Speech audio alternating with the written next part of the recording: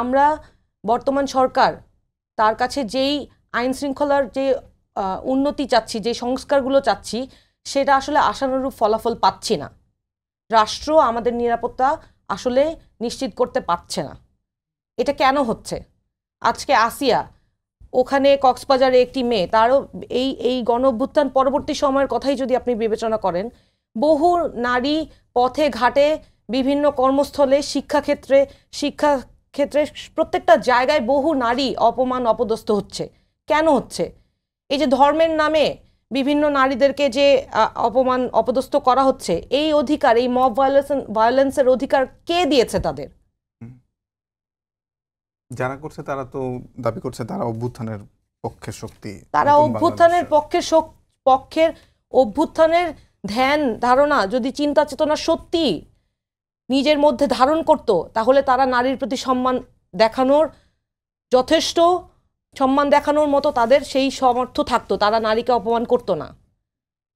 একজন নারীকে অপমান করার আগে তারা তাদের নিজ ধর্মীয় বিষয় চিন্তা করতো, যে ইসলাম ধর্মেও যেমন নারীকে সম্মানিত করা হয়েছে।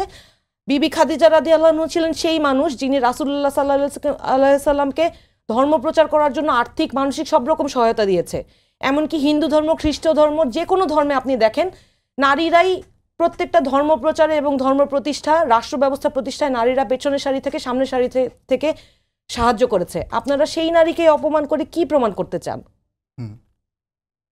এবং আমি যদি আইন ও বিচার ব্যবস্থার দিকে আসি, আমি কয়েকটা বিষয়, আমি যেহেতু একজন আইনজীবী, আমি কয়েকটা বিষয় তুলে ধরতে চাই। সেটা হচ্ছে, আমরা গণ অভ্যুত্থান পরবর্তী সময় আমরা জনগণের যে আশা আকাঙ্ক্ষা, সেটা বাস্তবায়ন দেখতে চাচ্ছি, আইন শৃঙ্খলার উন্নয়ন দেখতে চাচ্ছি। সেটা আসলে সংস্কার ছাড়া কোনোভাবেই সম্ভব না। সংস্কারের কথা বললেই তো আপনারা রেগে যান। আপনি আইনটাই চিন্তা করেন।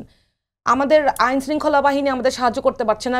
বিচারকের কার্যালয়ে যখন আপনারা বিচারের জন্য যান, তখন যারা এই যে সেই দিন যেই ছেলেটা শাহবাগে একজন ভদ্র মহিলাকে অপমান অপদস্থ করলো, তাকে জামিন দিয়ে দিল।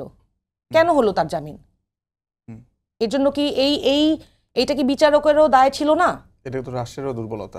অবশ্যই রাষ্ট্র বিচার ব্যবস্থা এবং আইন ব্যবস্থাকে কিভাবে সুনির্দিষ্টভাবে স্ট্রিক্টলি এই জিনিসগুলো প্রতিহত করার ব্যবস্থা করবে, সেটা তো রাষ্ট্রকেই দেখতে হবে। আমরা তো বারবার করে প্রস্তাবনা দিয়ে যাচ্ছি যে এই আইনগুলো, এই কালো আইনগুলো পরিবর্তন করুন। তারপর দেখেন, আপনি রিপোর্টেড ঘটনা অনেক আছে। কয়টা মামলা হয়? আপনি বলছিলেন যে 3 দিন পর মামলা হলো। আপনি জানেন এই গণ অভ্যুত্থানের পরবর্তী আমি একজন আইনজীবী হিসেবে কত মানুষ আমার কাছে এসছে এবং বলছে, আপা থানায় যায় একটা সামান্য জিডি নেয় না। আপনার এই প্রোগ্রামটা শুরু করার আগে একজন ভদ্রমহিলা আমাকে ফোন করছে, তার হাজবেন্ড তাকে বেধড়ক মারছে আজকে 3 দিন ধরে, তার চোখ কালো হয়ে গিয়েছে, তার কাছে মেডিকেল রিপোর্ট আছে, থানায় গিয়েছে, থানা মামলা নিচ্ছে না।